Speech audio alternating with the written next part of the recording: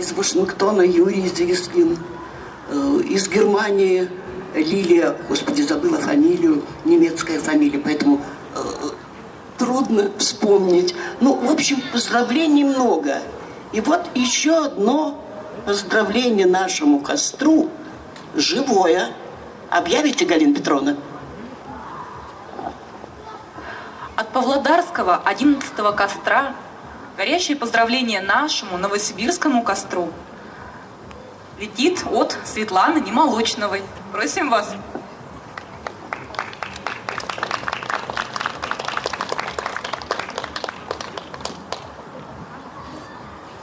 Добрый день, дорогие друзья. Ну, я как бы не готовилась.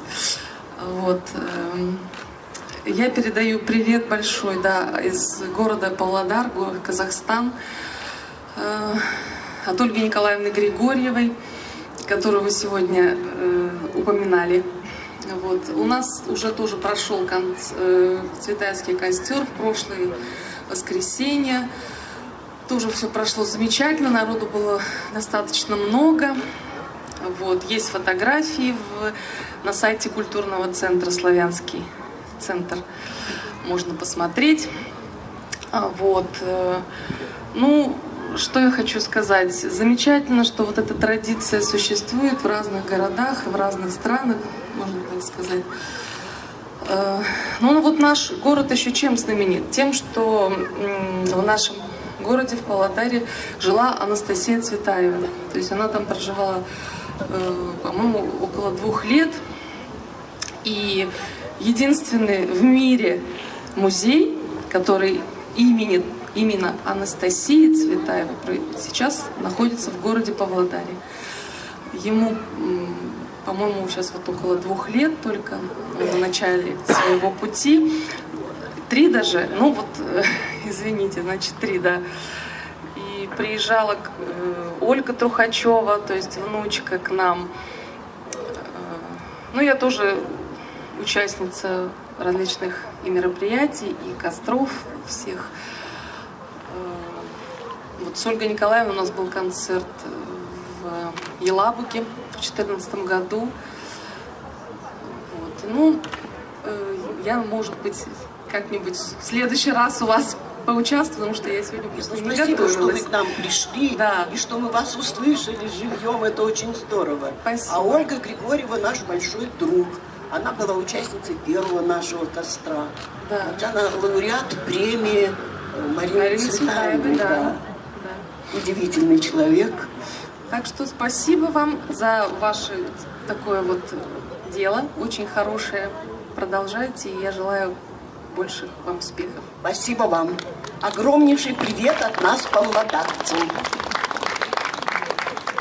От родимых сел, наваждений, новоявленностей, чтобы поезд шел, чтоб нигде не останавливался, никуда не приходил, вековое, недостроенное, чтобы ветер бил, выпивалкою соломенную просвежил бы мозг, все осевшее и плесенное, чтобы поезд нес быстрей лебедя, как в песенке. Сухопутный шквал, ни завершения, ни воздержанности, чтобы поезд мчал, чтобы только не задерживался, чтобы только не срастись, не поклясться, не насытиться бы, чтобы только свист над проклятою действительностью, феодальных нив, глыб первозданных, незахватанностей, чтобы поезд шип, чтобы только не засматривался на родимых мест августейшей засушенности, все едино, Пешт, Брест, чтобы только не заслушивался, никогда не спать. Спать — грех последний, неоправданнейший. птиц, летящих вспять, вспять, по пятам деревьев падающих, чтоб ни ночь, ни две, еще дальше царства некоего, этим поездом к тебе все бы ехало и ехало. Этими строчками Марины Цветаевой я хочу закончить официальную часть нашего костра и сказать, что следующий Цветаевский костер состоится в 2017 году 24 сентября. Это будет последнее воскресенье сентябрьского месяца. И еще одно объявление я хочу сделать. 28 сентября в эту среду в доме Цветаевой состоится литературно-музыкальный вечер, посвященный творчеству поэту Семену Кирсанову. В вечере принимают участие удивительные художники Новосибирска, художники слова и музыки, народные артисты России Галина Алехина и Андрей Гуревич. Приходите на этот вечер. Честное слово, вы получите огромное удовольствие. Я с вами прощаюсь. Хочу поблагодарить всех за то, что вы сегодня здесь с нами. И сейчас у нас осталось еще несколько минут, то есть, да, около минут 10-8 у нас есть. Будет свободный микрофон, а мы с вами потихонечку. Что-то у нас сегодня костер никак разгорать не хочется, только дым посылает на мне в глаза, чтобы нам сфотографироваться на общую фотографию. Итак, я вам слово предоставлю, да? В нашем свободном микрофоне сегодня попросили поучаствовать двое прекрасных людей, знатоков Цветаевой, любителей Цветаевой. И первой мы просим выйти на эту сцену Лину Ивановну Каштанкину. Это представитель библиотеки имени Бианки с выступлением «Любовь моя Цветаева» по страницам жизни поэта.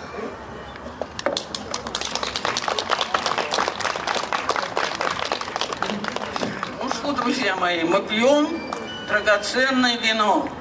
Вино цветаевской поэзии. Наступил тот момент, слышно, я говорю? Слышно? Наступил тот момент, когда есть люди, такие как вы, избранные люди, которые могут себе позволить это драгоценное вино и так внимательно слушать. Я приглашаю вас в путешествие. Здесь настолько прекрасно выступали люди, что я боюсь и стесняюсь. Как прекрасно читал руководитель стихи. Не знаю, кто это руководитель.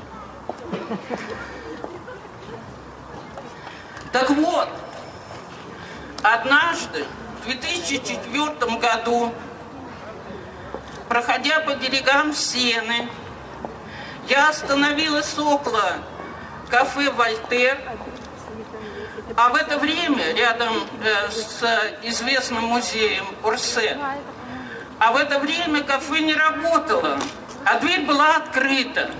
А я знала, что в этом кафе встречались когда-то Цветаева Марина Ивановна и Владимир Маяковский, тоже мой любимый поэт. Я подошла и спросила уборщиц, а где, вы не можете подсказать, сидели, по легенде, Марина Ивановна и Владимир Владимирович, спорящие, говорящие о новой России, по легенде это.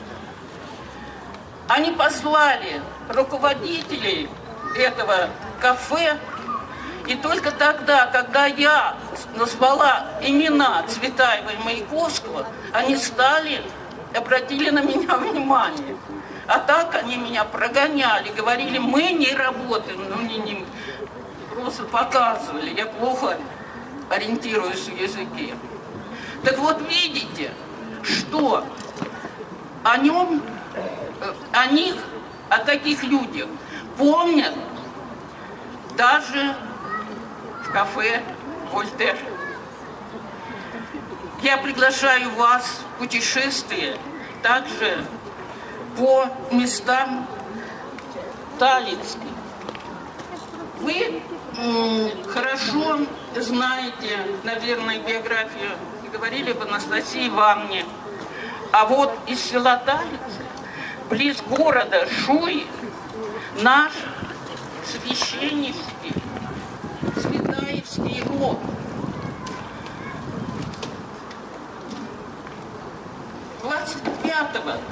25 июня ежегодно проводится день, в котором им славится имя отца Цветаева.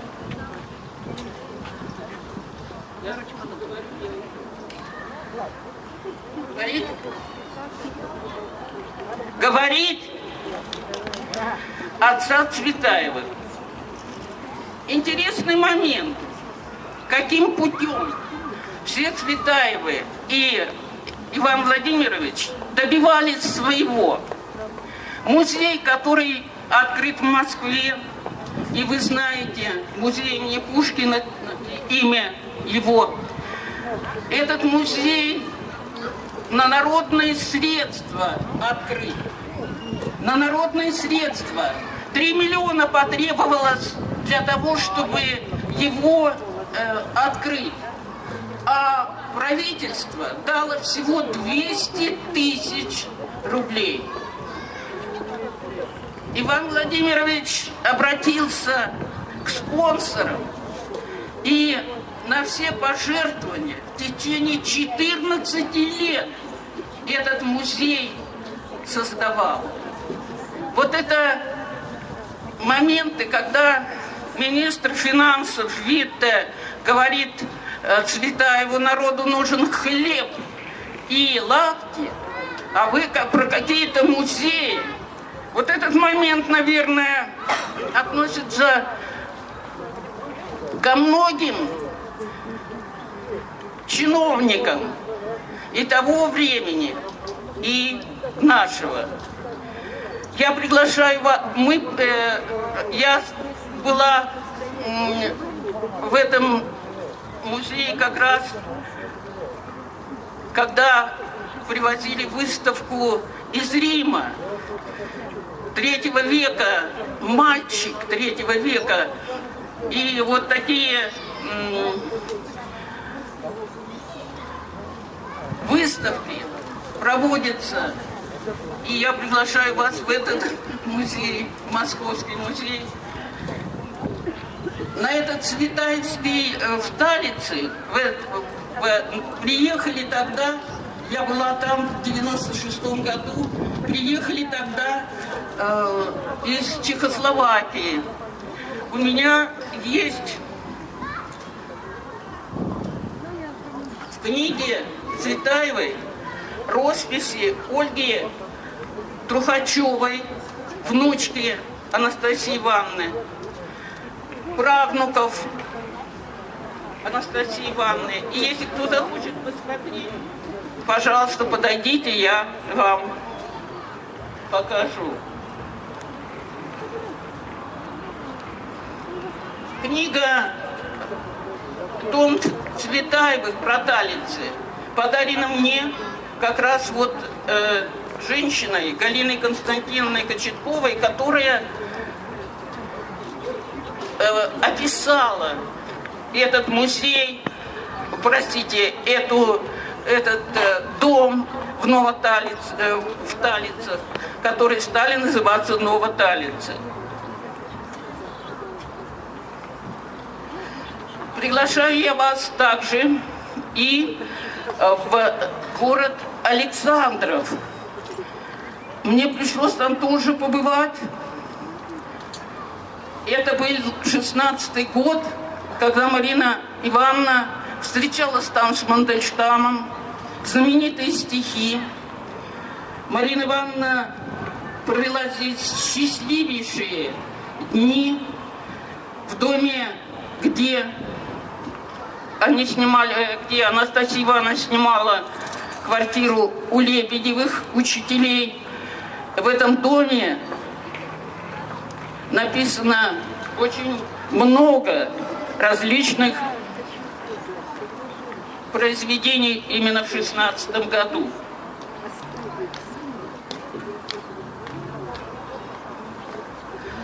Мне хотелось бы сказать, что необходимо очень бережно относиться к исполнению произведений Цветаевой, а также произведения на ее стихи.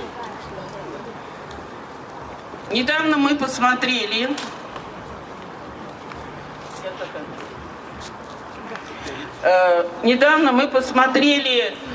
произведение песни Марины и «Струна», студии «Струна». Так вот, трудно было смотреть. Почему? Стихи прекрасные, но Константин Радзевич, которого изображал герой, о нем речь, о земной и небесной любви Марины Цветаевой, был в белой рубахе, хотя Константин Радзевич офицер, решительный, прекрасный, с усмешкой, офицер. И вот этот молодой человек, который его играл, настолько, как-то развязно одетый, поэтому хотелось бы предупреждать, что внимательнее читайте, изучайте произведения Цветаевой и то, что о ней. Итак, мне говорят, заканчивай, я заканчиваю. Хотя в Елабуге я была, и там слова Евгения Евтушенко написаны в книге, они говорят следующее: справедливость в конце концов приходит. И вот эта справедливость наступила, и Цветаева возвращается к нам.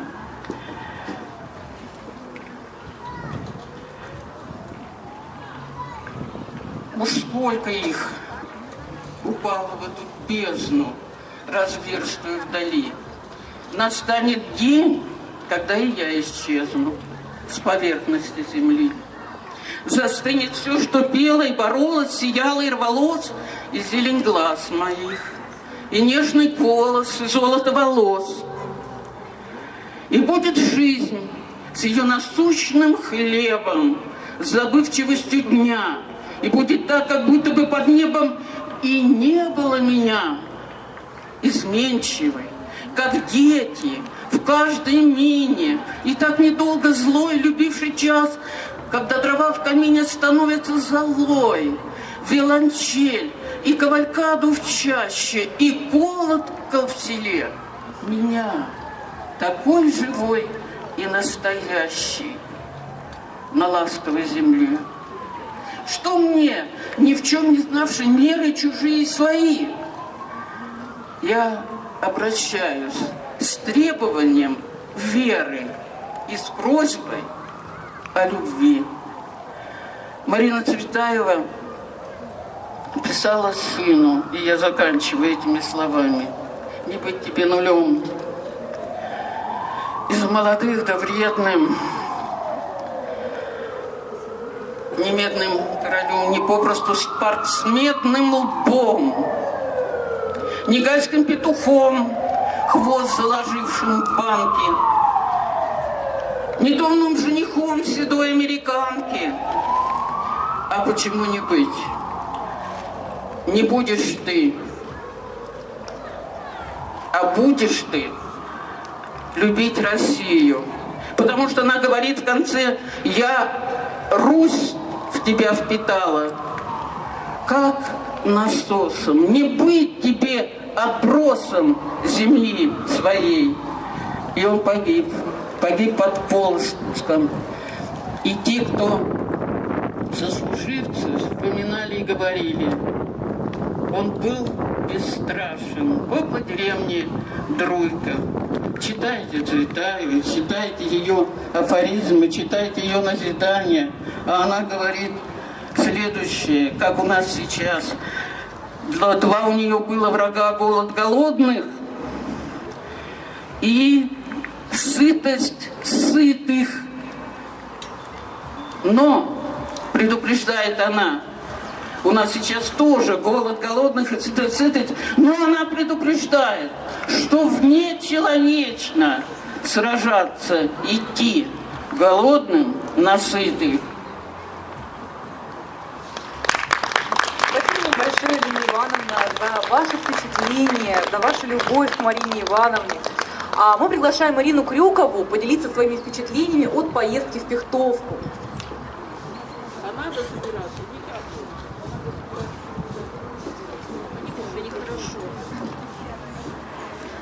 Доброго всем дня. В Пихтовку была поездка расширенным составом, поэтому я тоже побывала в Пихтовке. О ней уже рассказано. Хочу только напомнить, что знаменитая книга Анастасии Цветаевой «Воспоминания» началась в Пихтовке, истоки ее в Пихтовке. И началась она с устных рассказов внучки Рите. Вот как Цветаева вспоминает об этом в своем произведении «Моя Сибирь». Она прожила со мной все наше с Мариной детство, весь почти мой будущий первый том. Воспоминаний, столько переездов, стран, дружб, разлук. Вот видите, как важна наша Пихтовка. И после поездки как-то пришло осознание равноценности талантов, равноценности творческого наследия Марины и Анастасии Цветаевой. И вот поэтому пусть этот костер горит в память всей семьи Цветаевой. Я написала о поездке нашей статью в интернет, это на литературную карту Новосибирска. Ведет эту рубрику «Новосибирская государственная областная, юношеская библиотека». Там очень много фотографий, предоставленных областной библиотекой. Так что есть желание, просмотрите. Еще раз повторяю, литературная карта Новосибирска. И скоро день рождения Марины Ивановны Цветаевой. И вот я хотела прочитать свое собственное стихотворение. Оно навеяно колокольностью творчества Марины Ивановны Цветаевой. Ведь она и родилась-то в колокольный день, когда спорили сотни колоколов в певучем колокольном граде Москве. И во многих ее стихотворениях события проходят под колокольный звон. Спорили колокола, кланяясь, качаясь от родения, который краше, радостней поет в день вашего рождения. Может, колокольная фея сделала тот волшебный удар, что освободил от скорлупок ваш поэтический дар. Удары разбивали время на чувства, смыслы и слова. Под трезвон ли благовест от стихов кружилась голова. Как только звон во имя ваше ударяют языки не в край, через край все чатся голосом без плоти, ввысь и в рай. Вот повисли грозди рябины колокольчиками без числа. Слышите, вашу честь запели колокола, колокола. Благодарю за внимание.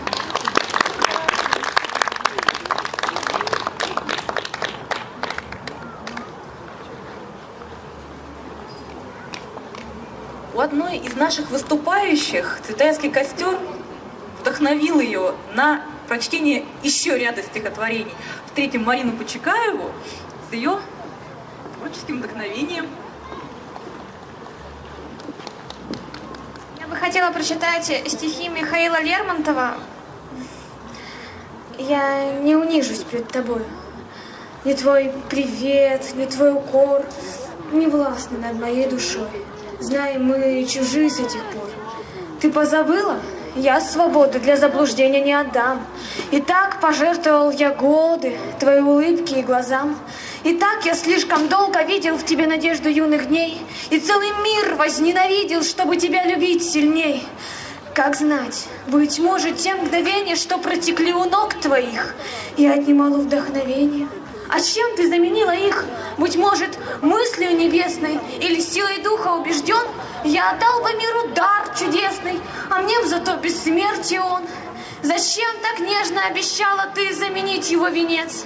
Зачем ты не была сначала, какой стала наконец? Я горд, прости. Люби другого, мечтай любовь найти в другом.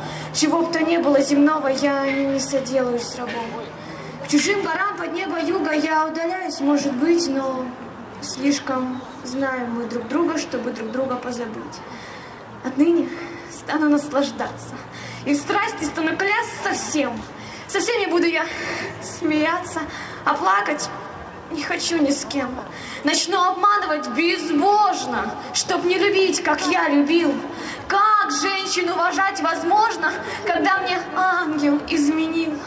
Я был готов на смерть и муку, и целый мир на битву звать, чтобы твою молодую руку, безумец, лишний раз пожать.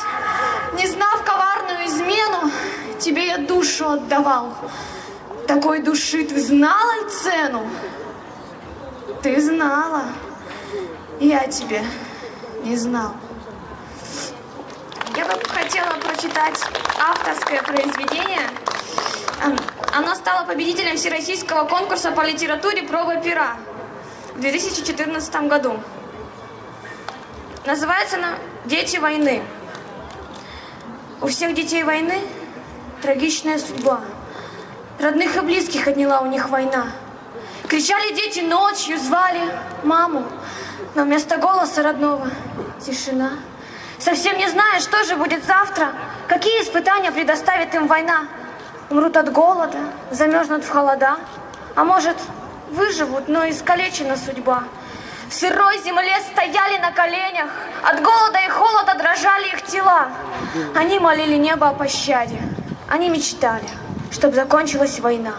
Смотрели дети ввысь, защиты там искали, но равнодушно небеса в ответ молчали. Лишь смерть повсюду сея опускалась тьма, холодной рукой прикрыла детские глаза. И я, простая русская девчонка, отдам вопрос, звучащий сквозь века. Зачем же столько детских судеб забирает вновь коварная война? Я учусь в колледже печати информационных технологий на издателя. Скоро выйдет мой первый сборник стихов, и я надеюсь, что так же, как и стихи Марины Цветаевой, стихи Марины Почекаевой тоже найдут своего читателя. Спасибо.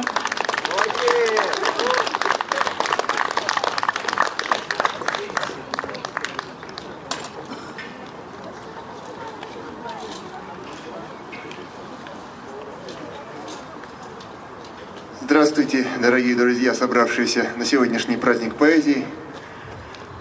Если вкратце, Аркадий Константинов, этнический академовец, неконченный филолог и конченый экономист. Пишу главным образом или кратко, или очень кратко. Прочту тоже два небольших стихотворения из творческого наследия Марины Ивановны и свое. Рябину рубили зорькою, рябина судьбина горькая, рябина с седыми спусками, рябина судьбина русская. В синее небо шире глаза, как восклицаешь, будет гроза. На проходимцев скинувши бровь, как восклицаешь, будет любовь. Сквозь равнодушье серые мхи, так восклицаешь, будут стихи. Незабудок-то меньше не стало у ручьев и задумчивых рек. Синева в зеленях засверкала, значит, помнит тебя человек. Словно взгляд милых глаз под косынкой, озаряющих дальний мой путь, шепоток лепесточков слезинок. Не забудь, не забудь, не забудь. Суть земного пути постигая, обуздав накатившую грусть, как молитвы слова повторяю. Я вернусь, я вернусь, я вернусь.